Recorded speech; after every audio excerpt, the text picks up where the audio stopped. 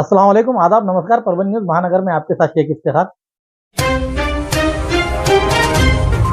पाथरी में 8,74,000 रुपए का अवैध गुटखा जब्त, एलसीबी की कार्रवाई, आरोपी गाड़ी छोड़कर वहां से हुए फरार। परभनी एलसीबी की टीम ने शनिवार को पाथरी अष्टी राजमार्ग पर बाड़ी पाटी के पास चलाए गए अभियान में 8,74,000 रुपए मूल्य का अवैध गुटखा और एक 4 पहिया वाहन जब्त किया है। इस मामले में दोनों आरोपी अंधेरे का फायदा उठाकर गाड़ी छोड़कर फरार हो गए हैं। उनकी तलाश जारी है। परभनी एलसीबी शाखा की टीम ने शनिवार 25 जुलाई की रात 1 बजे पेट्रोलिंग करते समय अष्टी से और पाथरी की ओर स्विफ्ट डिजायर कार में बड़े पैमाने पर अवैध गुटखे की यातायात हो रही है, ऐसी जानकारी मिलने पर एलसीबी के पथक ने पाथरी अष्टी रोड पर वाड़ी पाटी के पास जाल बिछाते हुए वहीं पर इंतजार करते रहे। उसी समय पुलिस की गाड़ी को देखते ही संदिग्ध कार छोड़कर वहां से भागने में कामयाब हुए। पुलिस ने उनका पीछा किया। रामपुरी ढाले गांव रास्ते से रामपुरी गांव के करीब और आरोपी ने कार छोड़कर अंधेरे का फायदा उठाते हुए घटना स्थल से भागने में कामयाब हुए। जब गाड़ी की तलाशी ली गई तो उसमें राज निवास नामक भारी मात्रा में अवैध गुटखा सुगंधित पान मसाला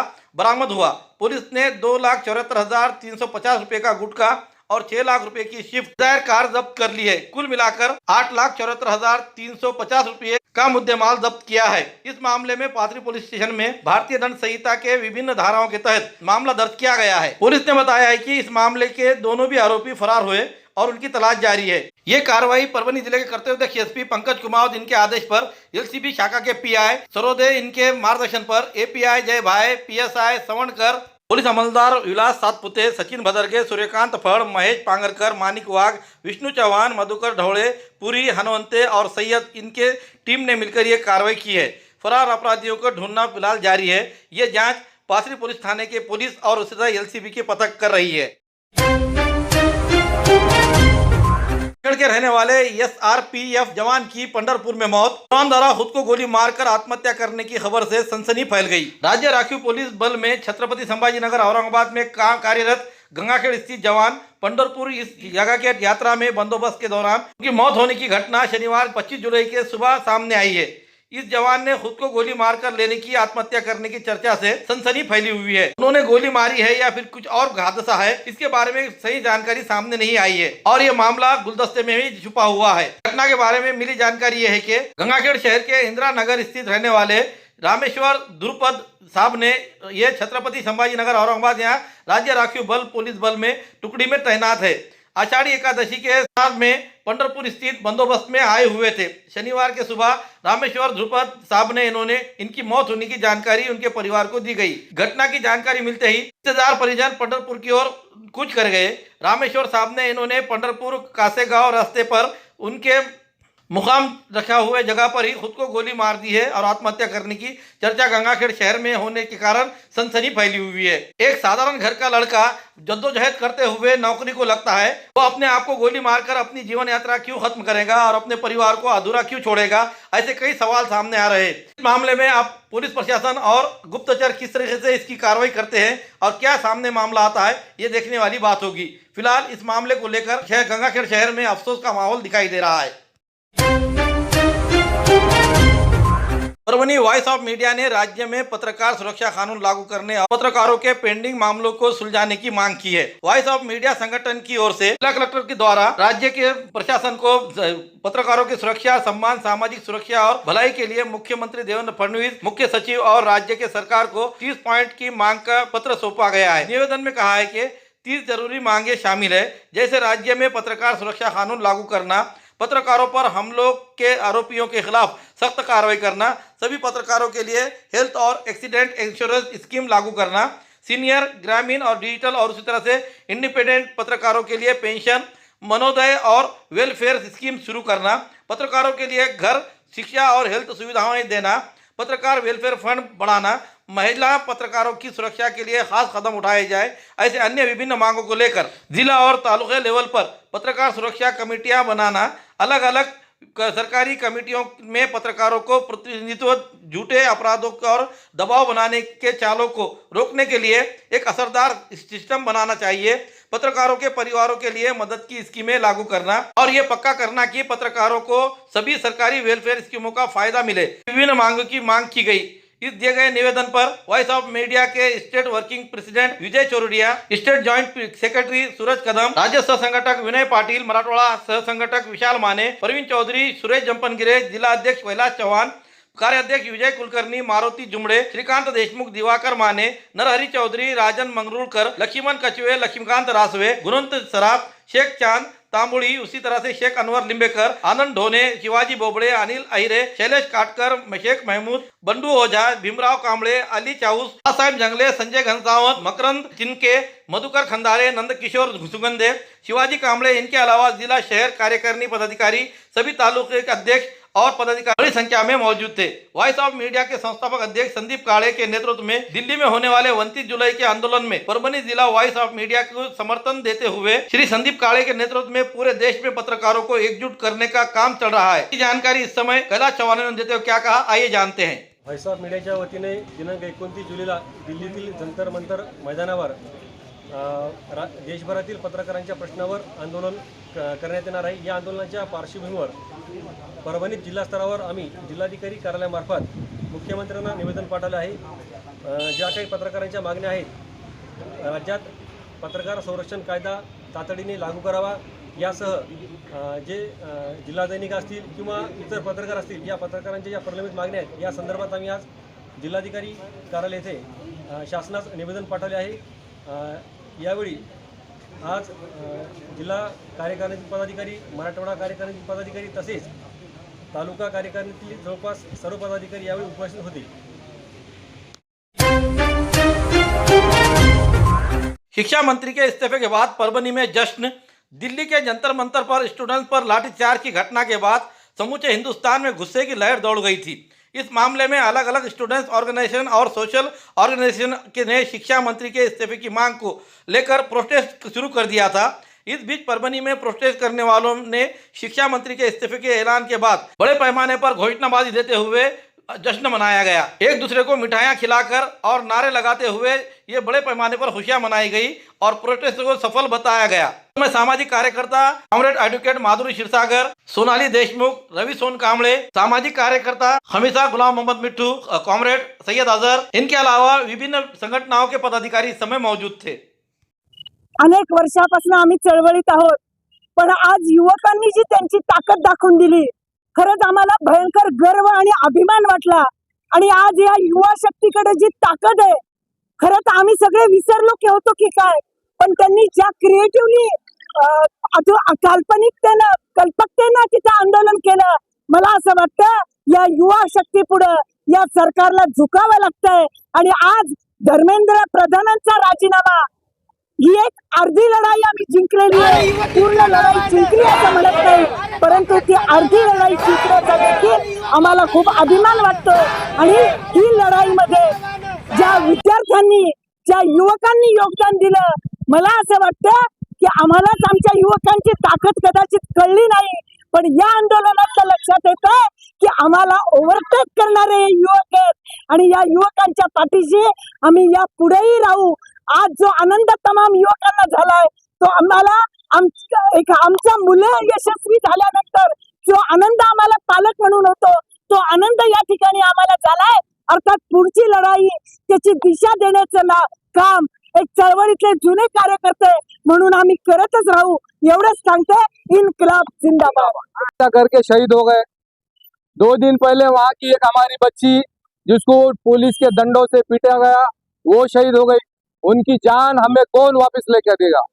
हमें धर्मेंद्र प्रधान का राजीनामा नहीं चाहिए, हमें मोदी सरकार बर्खास्त चाहिए।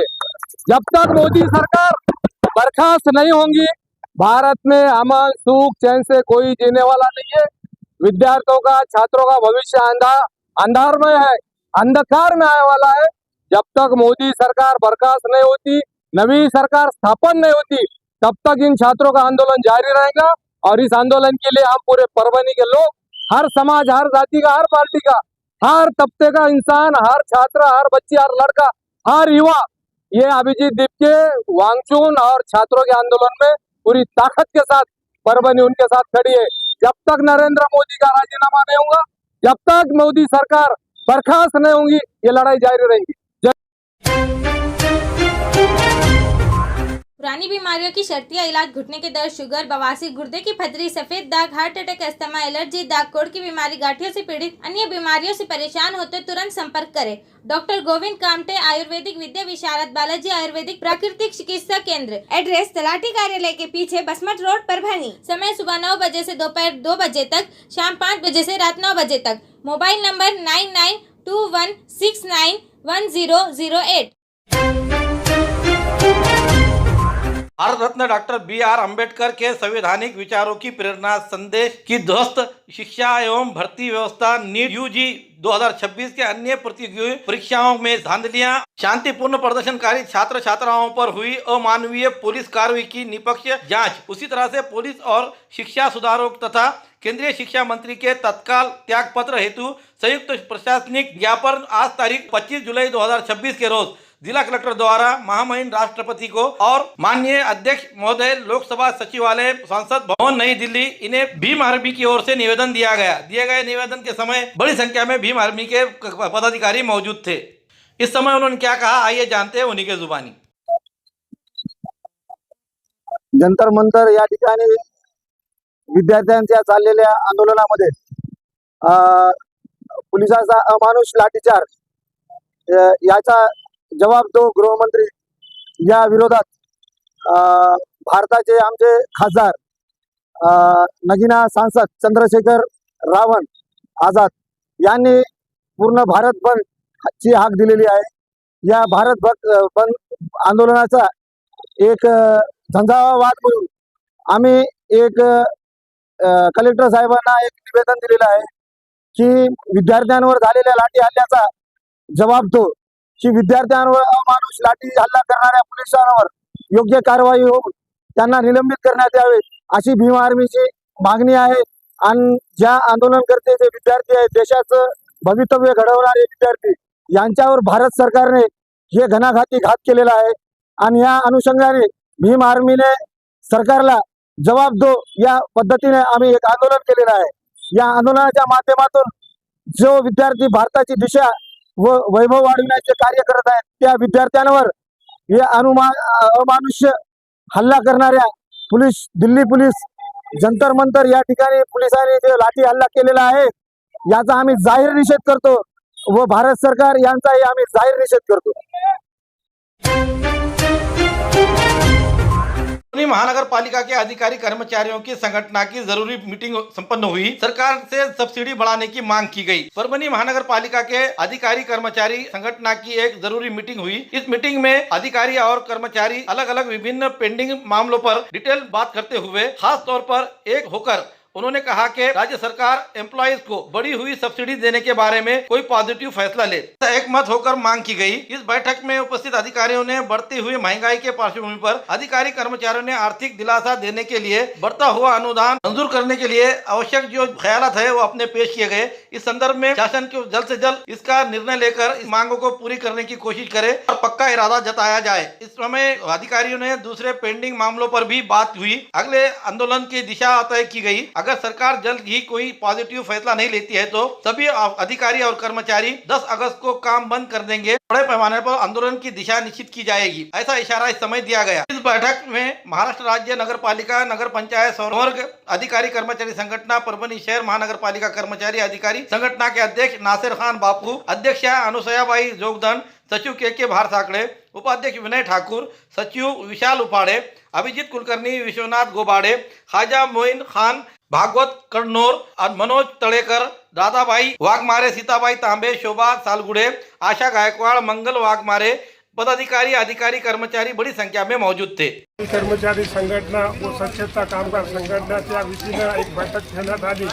जे बऱ्याच दिवसापासून जे आमचं वाढीव अनुदानाचं जे मुद्दा आहे, आम्ही प्रत्येक वेळी शासनाच्या सोबत लढत आहोत आणि दुसरं इथं आमचे 5 महिन्यापासून पगार नाही।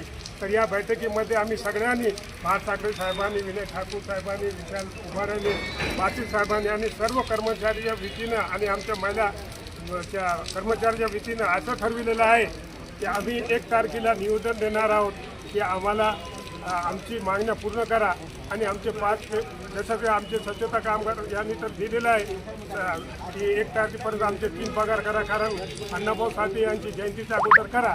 नाही केलं तर आम्ही पूर्ण महापालिका 100% बंद करणार आहोत. म्हणजे कर्मचाऱ्यांचे प्रश्न आहेत ना, 5-5 महिन्यापासून पगार नाही, तर आम्ही त्याचं वाढीव अनुदानासाठी आम्ही शासनाशी लढत आहोत. पण आयुक्त साहेबाचं बी काम आहे ना की त्यांनी काहीतरी मार्ग करावा, पगारसाठी काहीतरी कुठून नियोजन लावावा. आणि आता अगोदरचे जे आयुक्त होते ते 4-4 महिने पगार होत नाही, आता 5 महिने पगार होत नाही.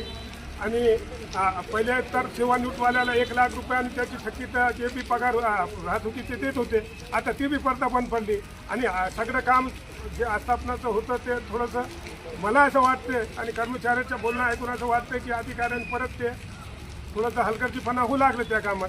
ते प्रलंबित जे काय मागण्या ते बी आम्ही ठेवणार आहे त्या माध्यमामध्ये. 10 तारीखला आंदोलन सगळ्या मैदानावर धरणे करतील आणि बाकीचे लोक इथं राहून सगळे 100% महानगरपालिका बंद करतील असं आम्ही आवाहन करतो. 25/7/2026 रोजी सर्वच कर्मचारी, अधिकारी आणि सफाई कामगार संघटना ज्या काही संघटना असतील त्यांच्या सर्वांच्या आणि कर्मचाऱ्याच्या वतीनं आज आम्ही बैठक आयोजित केली. बैठकीचं कारण म्हणजे कर्मचारी 5-5 महिने पगार नसल्यामुळे उपासमारीची वेळ आलेली आहे. कर्मचारी एक मरत आहेत. महापालिका प्रशासन त्यांच्याकडे लक्ष देत नाही आणि हा प्रश्न मिटणार म्हणजेच वाढीव अनुदान. म्हणून आम्ही सर्वांनी एकत्रित येऊन एक निर्णय घेतलेला आहे की येणाऱ्या 10 तारखेला 10 ऑगस्टपासून आम्ही पूर्ण महापालिका बंद करून काही कर्मचारी आझाद मैदान या ठिकाणी आणि काही कर्मचारी परभणी महापालिकेसमोर धरणे आंदोलन धरणार आहोत आणि महापालिका बंद करणार आहोत. त्याचं कारण आहे महापालिकेचे आयुक्त असो या महापौर असो, कर्मचाऱ्याच्या पगारीकडे कोणाचंही लक्ष नाही. म्हणून ते लक्ष आमच्याकडे वळवून घेण्यासाठी आणि त्या कर्मचाऱ्यावर लक्ष देण्यासाठी आम्ही हा संपाचा आणि काम बंदचा जे हत्यार उपसलेलं आहे ते आम्ही 10 तारखेपासून कायम बंद करणार आहोत. आणि कर्मचाऱ्याला एवढंच आवाहन करतो की जास्तीत जास्त संख्येने आमच्या संपाला पाठिंबा देऊन ज्या नागरिकाला बी आम्हाला वेटीत धरायचं नाही, परंतु आमच्या पोटाकडे कोणी बघत नाही. आमचे कर्मचारी मरायला लागलेत, पेन्शन भेटत नाही, पेन्शनर मरायला लागलेत, 5-5 महिने पगार नाही, आरोग्याच्या ज्या काय प्रश्न आहेत ते सुटत नाहीत. म्हणून आम्ही नाईलाजाने आम्ही हा प्रश्न केलेला आहे. म्हणून आम्ही 10 तारखेपासून आमचं काम बंद आंदोलन करून काही कर्मचारी महापालिकेला समोर परभणी महापालिकेकडून आणि काही आझाद मैदानावर आम्ही धरणे आंदोलन करणार आहोत. याची शासनाने बी आणि महापालिकेने नोंद घ्यावं अशी आम्ही विनंती करतो.